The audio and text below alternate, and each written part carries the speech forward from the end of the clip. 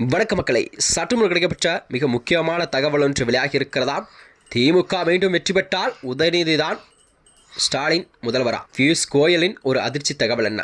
வாங்க வீடியோவை முழுவாக காணலாம். அதாவது தமிழகத்தில் நடக்கக்கூடிய அந்த 2026 சட்டமன்ற தேர்தல் நடக்கக்கூடிய சூழல்தான் அனைத்து கட்சிகளும் அனல் பறக்கும் வேகத்தில் தங்கள் வேலைகளை செய்து கொண்டிருக்கிறதாம்.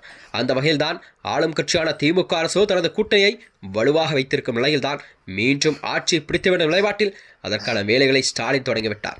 அதனைத் தொடர்ந்தான் எதிர்க்கட்சித் தலைவர் எடப்பாடியாரும் தனது கூட்டணியை வலு சேர்க்கும் விதமாகத்தான் அதிமுக பாஜகவுடன் கூட்டணி வைத்திருக்கிறது. இந்த நிலையில்தான், அதாவது திமுக மீண்டும் வெற்றி பெற்றால் உதயநிதி ஸ்டாலின் தான் தமிழகத்திலே முதலமைச்சர் என்ற ஒரு பொறுப்பு வழங்கப்படும் என்று கூறியிருப்பதும் என்று பாஜகவின் மூத்த தலைவரும் மத்திய அமைச்சருமான பியூஷ் கோயல் அவர்கள் தெரிவித்திருப்பது அரசியலிலே ஒரு பரபரப்பை கிளப்பியிருக்கிறதா.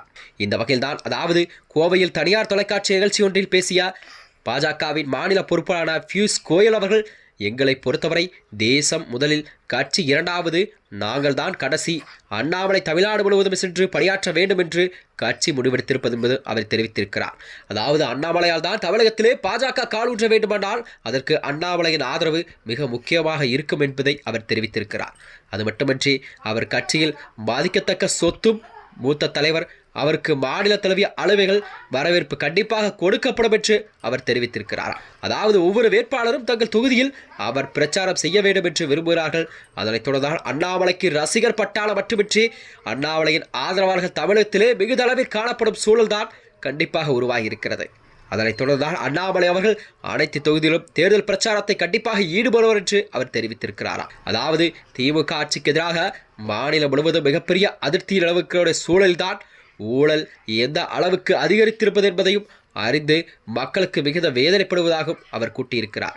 சட்ட ஒழுங்கு நிலை மோசமடைந்திருப்பதை குறித்தும் மக்கள் மிகுந்த கவலையில் இருக்கிறார்கள் என்றும், பெண்கள் பாதுகாப்பு குறித்து மக்கள் மிக அதிருப்தியில் இருந்து வந்ததாகவும் பியூஷ் கோயல் அவர்கள் தெரிவித்திருக்கிறார். அதாவது டாஸ்மாக் ஊழல் மிகப்பெரிய அதிருப்தியை மக்களுக்கு ஏற்படுத்தி இருக்கிற நிலையில்தான் தமிழகத்தில் மதுபான மாபியா, மணல் மாபியா, நில மாபியா தமிழ்நாடு சுருக்கப்பட்டு விட்டது என்று அவர் கூறியிருக்கிறார். இவ்வாறு அடுக்கடுக்கான குற்றச்சாட்டுக்கள் எல்லாம் திமுக மீது விமர்சனங்களை வைத்திருக்கிறார் பியூஷ் கோயல் அவர்கள்.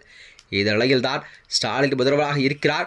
அவரது மகன் உதயநிதி ஸ்டாலினை துணை முதலமைச்சராக இருக்கிறார். ஸ்டாலினின் மருமகனான சபரீசன் கூட மற்றொரு முக்கிய அதிகார மையமாக இருந்து வருகிறார். தமிழகத்தில் ஸ்டாலின் சகோதரி கனிமொழி எம்பியாக இருக்கிறாரா. இப்படிப்பட்ட எந்த ஒரு இளைஞரும் இதுபோன்ற குடும்ப அரசியலை கண்டிப்பாக தமிழக மக்கள் விரும்ப மாட்டார்கள் என்ற மனநிலையில்தான் கண்டிப்பாக வரும் சட்டமன்ற தேர்தல் அமையும் என்பதை பியூஷ் கோயல் அவர்கள் தெரிவித்திருக்கிறார். உதயநிதி ஸ்டாலினை துணை முதலமைச்சராக்கி விட்டார்கள். எனக்கு ஒரு சந்தேகம் இருக்கிறது.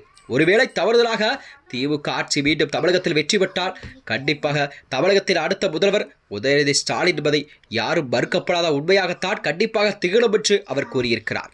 மேலும் இதுபோன்ற வீடியோக்களை தெரிந்து கொள்ள நமது சேனலை மறக்காமல் சப்ஸ்கிரைப் செய்து கொள்ளுங்கள். நன்றி, வணக்கம்.